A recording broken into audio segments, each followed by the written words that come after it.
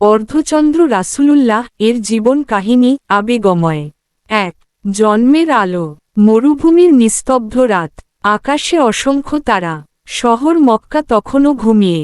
কাবা শরীফের পাশে নীরবতা, আর চারপাশে পাহাড়ের ছায়া।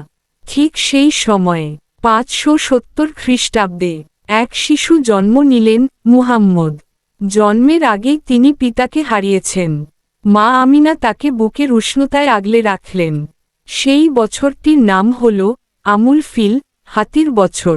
কারণ বিশাল হাতির বাহিনী কাবা ধ্বংস করতে এসেছিল, কিন্তু আল্লাহ আসমান থেকে ছোট ছোট পাখি পাঠালেন, যারা পাথরের আঘাতে তাদের ধ্বংস করে দিল।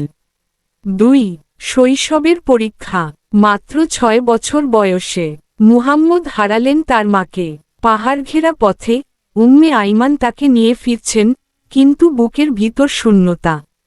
দাদু আব্দুল মুতাল্লিব তাকে আশ্রয় দিলেন। ২ বছর পর দাদুও চলে গেলেন। এরপর চাচা আবু তালিব তাকে নিজের সন্তানের মতো লালন করলেন। শৈশবে তিনি মেষপালক ছিলেন। সূর্যের নিচে দাঁড়িয়ে পশুর পেছনে হাঁটতেন, ধৈর্য শিখতে। আর শিখতেন সততা, পরিশ্রম, দায়িত্ববোধ। ৩ যৌবনের সততা। যুবক বয়সে তিনি বাণিজ্যে যুক্ত হলেন। সততার জন্য মানুষ ডাকত আল আমিন, বিশ্বাসযোগ্য। ধনী ব্যবসায়ী খাদিজারা তার সততা দেখে তাকে সিরিয়ায় বাণিজ্যে পাঠালেন।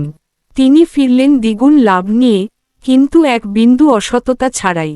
খাদিজারা তার চরিত্রে মুগ্ধ হলেন, প্রস্তাব দিলেন, এবং ২৫ বছর বয়সে মুহাম্মদ বিবাহ করলেন খাদিজারা কে।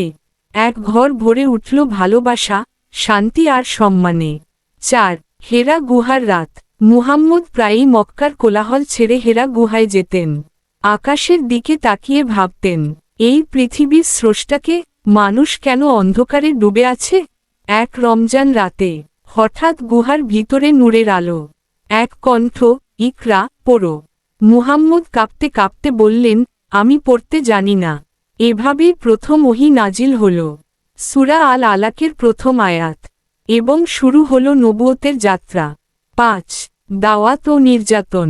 প্রথমে গোপনে, পরে প্রকাশ্যে। তিনি ঘোষণা করলেন, আল্লাহ এক, তার ইবাদত করো, মূর্তি ছেড়ে দাও। মক্কার নেতারা ক্ষিপ্ত হয়ে উঠল। তাকে অপমান করল, নির্যাতন করল, সাহাবাদের হত্যা করল। কিন্তু তিনি ধৈর্য ধরলেন, বললেন, হে আমার কওম, তোমাদের কাছে আমার বার্তা পৌঁছে দিচ্ছি, বাকিটা আল্লাহর হাতে। ৬ তায়েফের কষ্ট। একদিন তিনি গেলেন তায়েফে। হয়তো তারা শোনাবে, কিন্তু তারা পাথর ছুড়ল, রক্ত ঝরাল, অপমান করল। তবুও তিনি আকাশের দিকে তাকিয়ে বললেন, হে আল্লাহ, এরা জানে না, এদের ক্ষমা করে দাও।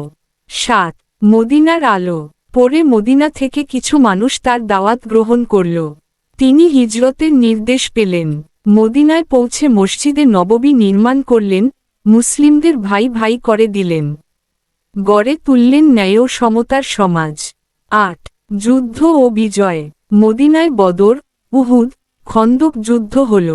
তিনি নেতৃত্ব দিলেন সাহস নিয়ে, কিন্তু কখনো অহংকার করলেন না।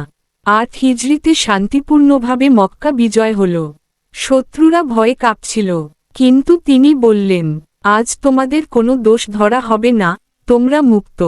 ৯ বিদায় হজ্জ। ১০ হিজরিতে তিনি বিদায় হজ্জ করলেন। আরাফাতের ময়দানে দাঁড়িয়ে বললেন, সব মানুষ সমান, নারীর প্রতি সদ্ব্যবহার করো, সুদ হারাম, কুরআন ও সুন্নাহ আঁকড়ে ধরো। ১০ আল্লাহর কাছে ফেরা। ৬৩ বছর বয়সে রবিউল আউয়াল ১২ তারিখে তিনি আকাশের ডাক পেলেন। মদিনা স্তব্ধ, চোখে অশ্রু। আবু বকররা বললেন, যে মুহাম্মদকে ভালোবাসে, জেনে রাখো, মুহাম্মদ মারা গেছেন। আর যে আল্লাহকে ভালোবাসে, জেনে রাখো, আল্লাহ চিরঞ্জীব। শিক্ষা। এ জীবন কাহিনী শেখায় সত্যবাদিতা, ধৈর্য, ক্ষমা, ন্যায়পরায়ণতা এবং আল্লাহর উপর পূর্ণ ভরসা।